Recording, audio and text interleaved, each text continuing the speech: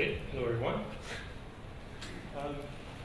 So first of all, I would like to thank the organizers for giving me the opportunity to talk about radio counterparts of gamma ray pulsars, which have been absolutely vital to the success of pulsar studies with the Fermi-LATs.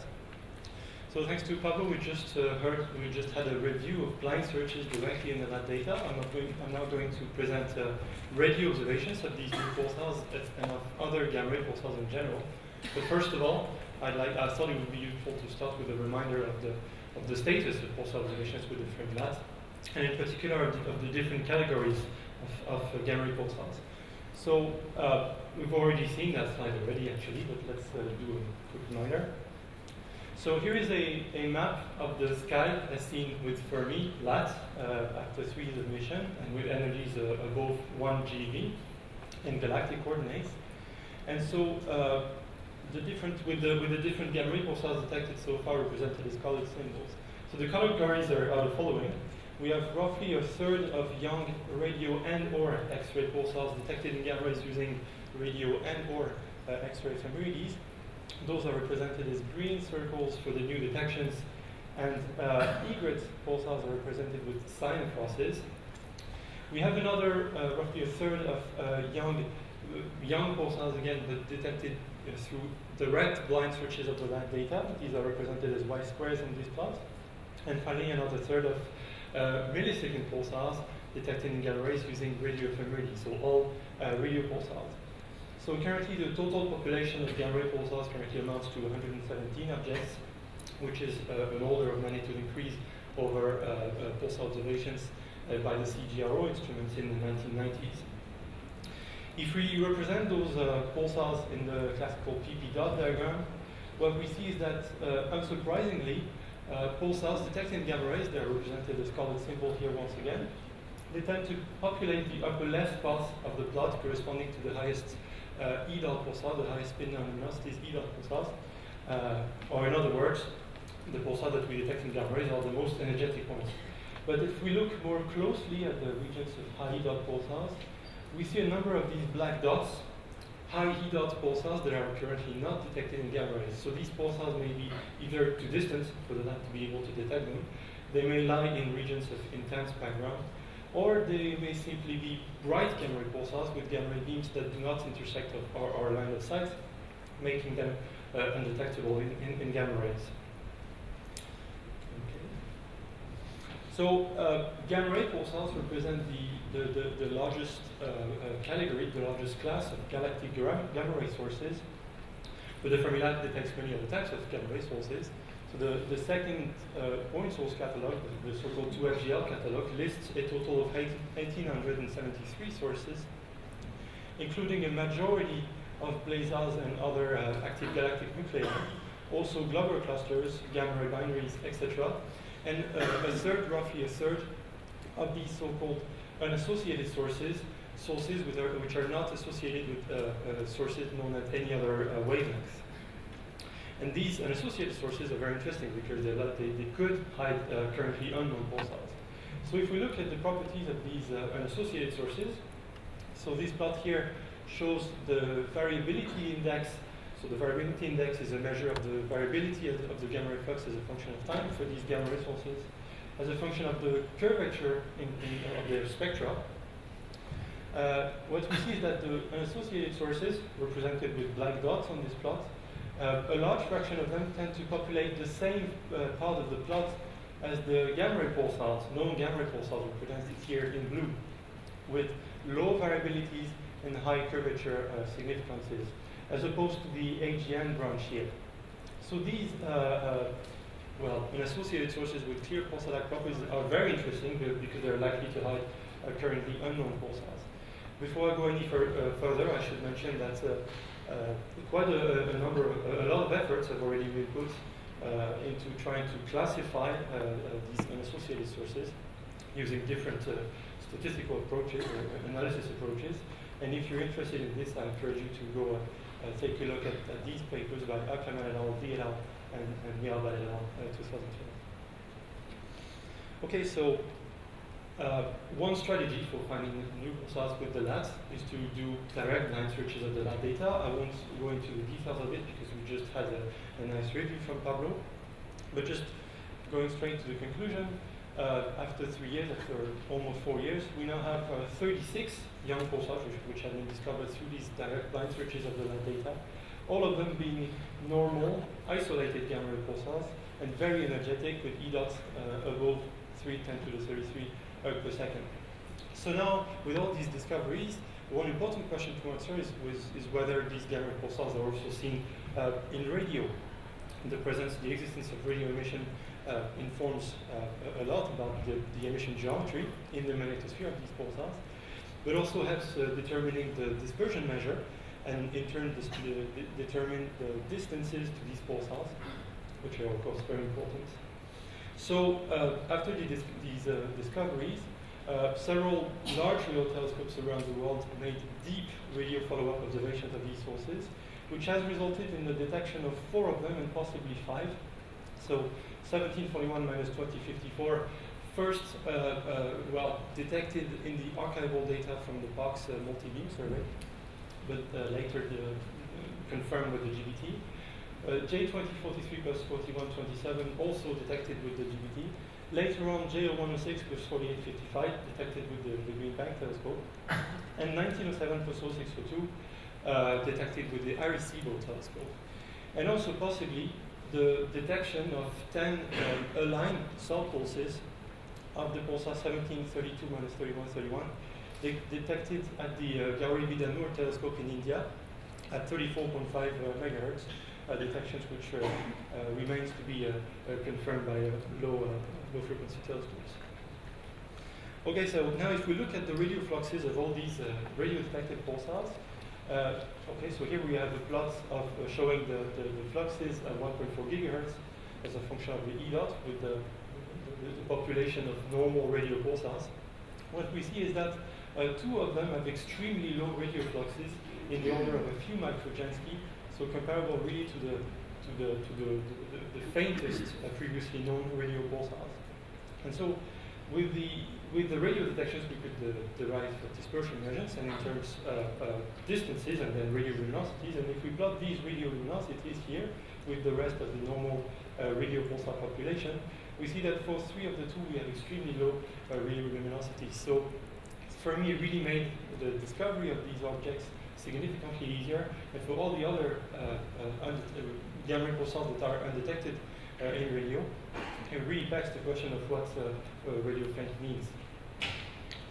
So another productive avenue for finding pulsars with the LAT is to do deep radio observations of Fermi-LAT unassociated sources. So this is not a new idea, of course, because, for instance, a significant effort has been put into searching for pulsars in egress unidentified sources, with modest success, though, because of the really large number of point tags required to fully cover a given egress source. But now, in contrast, Fermi-LAT associated sources are typically localized to within a few arc minutes, which is actually very comparable to the size of typical radio telescope beams, making such searches significantly easier and more efficient. So once again, several larger array telescopes around the world have conducted deep radio observations of these of unassociated sources with pulsar-like properties, which has resulted in the discovery of 43 radio millisecond pulsars, as we have already heard from Ryan this morning, plus another 4 young pulsars. So the names and positions of these new millisecond pulsars are shown in this map here. The new millisecond pulsars were found through observations carried out at the Effelsberg, GMRT, GBT, Nancy, and POX radio telescopes. Now, of course, since the millisecond pulsars were discovered through radio observations of Fermi, gamma ray, and associated sources, they're very likely to be powering this gamma ray source in which they were found. And so once phase-coherent timing solutions were obtained from the radio observations following the discoveries, the LAT data were folded, which has resulted in the detection of gamma ray pulsations from nearly all of them. So here you have a few examples of these radio and gamma ray millisecond pulsars here. But this list is non-exhaustive, as other articles are in preparation and will be submitted very soon. So with the discovery of a little more than 40 MSPs so far, to be compared to the about 70 galactic disk MSPs found in the previous 30 years of searches, we have here a nice achievement, which opens prospects for neutron star mass measurements, pulsar timing array projects, or binary pulsar evolution, for instance. It's interesting to note that, for instance, quite a good number of the new millisecond pulsars, at least 10, are in black widow systems, which is much more than in the previously known population of MSPs. Plus another 4 red backs, but I believe that Marie Roberts is going to talk about this in more detail later this week. And the new millisecond pulsars also seem to have a shorter period than the previously observed ones, so some selection effects seem to be operating here.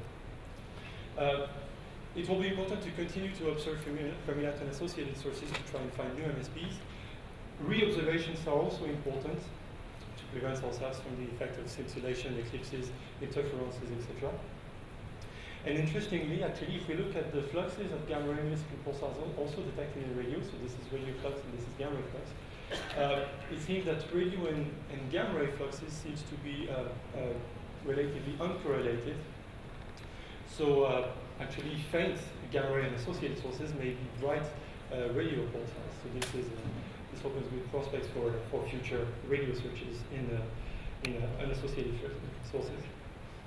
So I will pass this one, as Pablo has already covered it quite fully, the possibility of finding radio quiet millisecond pulsars in direct blind searches of the LAT data using preliminary orbital parameters measured from multi-wavelength observations of ground sources. So, coming back to the general gamma ray pulsar population, joint radio and gamma ray observations of LAT pulsars help understanding the geometry of emission in gamma magnetospheres. Observables are, for instance, the radio and gamma light curves. Here you have the Vila light curve, which is the archetypal, which has the archetypal gamma ray light curve with the first peak lagging the radio emission by about 0.15 rotations, and the 2 gamma ray peaks separated from each other by about 0.4 rotations. And if we look at those peak separations for the gamma ray pulsar population as a function of this radio lag here, we see that they seem to be inversely correlated, which is actually predicted to happen in models of emission in the outer magnetosphere of pulsars. Perhaps Matthew Kerr is going to talk about this more later this week. But the archetypal Vila gamma ray light curve has some exceptions, including now a subclass of millisecond pulsars with closely aligned radio and gamma ray peaks. We see this for these millisecond pulsars here. And so these pulsars, the modeling of the radio and gamma ray light curves of these pulsars suggests that the radio and gamma ray emission for these pulsars may originate from caustics generated in the outer magnetosphere of these millisecond pulsars. In an attempt to understand why the MSPs are special compared to the rest of the gamma ray millisecond pulsar population, Espinosa et al. Have tried to study the properties of all these objects, looking at different properties, and then they noticed that the millisecond pulsars with closely aligned radio and gamma ray peaks share a number of common properties. So they're represented as green points in these plots here. Common properties in terms of large magnetic fields at the light cylinder, low radio spectral indices, and low levels of radio polarization. And so they conclude that for these pulsars with aligned radio and gamma ray emission, the radio emission may be occurring at a range of altitudes in the outer magnetosphere, as also probably for the Tramp pulsar, represented in blue here, which is the only known case of a young pulsar with such closely aligned radio and gamma ray light curves. And this is now my final slide. So, a quick word on radio and gamma ray beaming. So in a recent paper of this, Roger Romani selected 249 brightest sources from the 2FGR catalog with large significances and large energy fluxes, and noticed the following. Only 6 of these 249 sources are unidentified. 41 are young pulsars, including 17 radio emitting ones, and 12 are MSPs, all radio selected. So one can draw the following conclusions. If all of the 6 unidentified sources are radio quiet MSPs, then 66% of the MSPs in this sample are radio loud. And the other conclusion is the following. We have twice as much gamma ray selecting young pulsars as radio selected. So we can infer, we can deduce that gamma ray beams are likely to be larger. However, as was noticed by Ravi et al. In 2010, if we now look at the most energetic pulsars in this sample, what we see is that all of them, most of them, all of them, also emit in radio. So this could suggest that for these very energetic pulsars, we may have high altitude radio emission taking place in their magnetosphere, then producing wider radio beams, and thus radio beams that are similar in size to the gamma ray beams. Okay, and I now come to the summary. So I'll end here and thank you for your attention.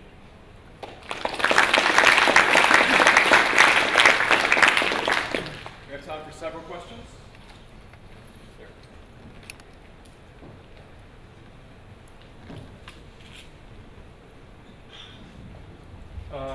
Speaking about millisecond pulsars, their radio peaks do not coincide with gamma ray peaks. Is there any difference in this phase lag between normal pulsars and millisecond pulsars? Okay, so first of all, more and more it seems that just to talk about the light curves, just to get the shapes of the light curves for normal and of millisecond pulsars are not that similar than we previously thought. So there is generally a little more complexity in the gamma ray light curves of millisecond pulsars. But now if we just compare, for instance, the peak separations and the lags between the radio and the gamma ray emission, whenever possible, whenever the light curves allow to do this, as far as I know, we don't see much of a difference between normal and millisecond pulsars. So summarizing, so it seems that in terms of lag, they are similar, but there are millisecond pulsars where radio light curve is identical with. Absolutely. Okay. Thank you. I have two questions, if that's okay. The first is, you showed a plot with radio flux and gamma ray flux. There was no relation. But I was just put with gamma ray flux and E dot, there is, right? Can you repeat the end of the question? For gamma ray luminosity and E dot, there is a correlation, right? Yes, absolutely, yes. The exact relationship is not clear yet. We assume that it seems to resemble that the gamma ray luminosity seems to follow a rule as square root of E dot. But there are very large uncertainties in distances, for instance, or beaming, which make the computation of the gamma ray luminosity a bit difficult. Okay, the second question is kind of related. I was just wondering, do you just put an E dot cut and just look at everything above a certain E dot and fold that, or do you look at as many things as you can when you fold with radio and everything?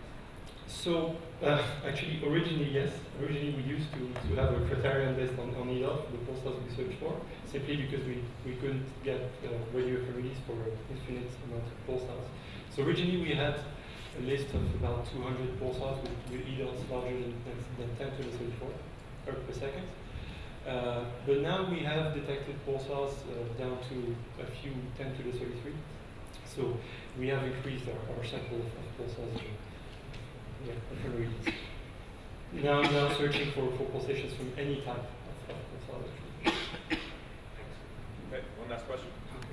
A very strong difference in the properties of gamma ray pulsars for the radio quiet and radio loud pulsars. No, I don't think so. Not yet. No, not yet. In terms of spectrum or in terms of gamma ray light curves, just from the RGB. The same, no difference. They look very similar. Yes.